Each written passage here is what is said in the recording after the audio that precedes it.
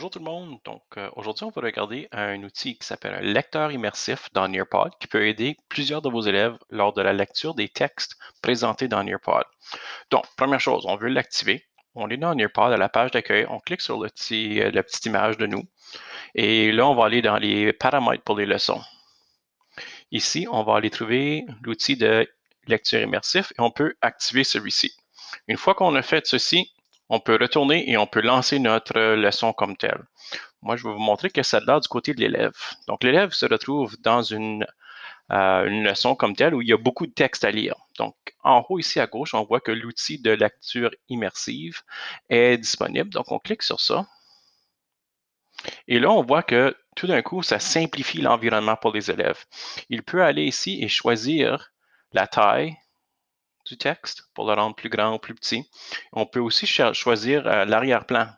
Donc, ça peut l'aider à concentrer. Dernière chose qu'on peut faire aussi, c'est là, le texte peut être lu pour l'élève. Donc, en cliquant sur Play, l'élève peut aussi choisir la vitesse, donc ralentir la vitesse de lecture ou l'augmenter, dépendant de ses préférences comme telles. Maintenant, ça ne s'arrête pas là. L'élève peut également aller dans la section de grammaire. Et là, ceci, c'est fait pour être en anglais, mais c'est quand même pas pire en français. Ça va lui montrer d'où sont tous les noms. Ensuite, ça va lui montrer où sont les verbes, les adjectifs. Il peut même permettre de couper les mots pour présenter les syllabes quand il fait la lecture.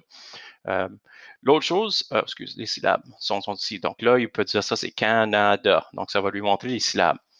On peut aller plus loin encore.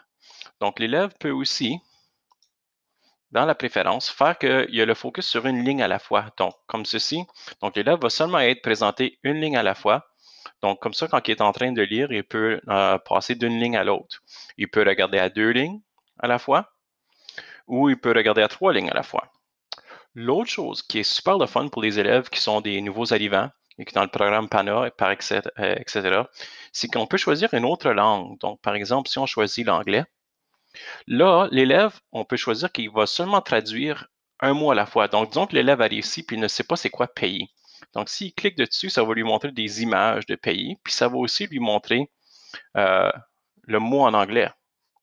Donc, il peut juste choisir les mots qu'il ne connaît pas. Puis c'est pas restreint au français ou au anglais. Il peut choisir l'espagnol, il peut choisir n'importe quelle langue qu'il veut.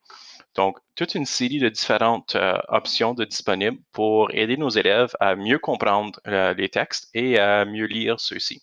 Donc, j'espère que ceci vous est utile. Je vous souhaite une bonne journée et on se voit bientôt.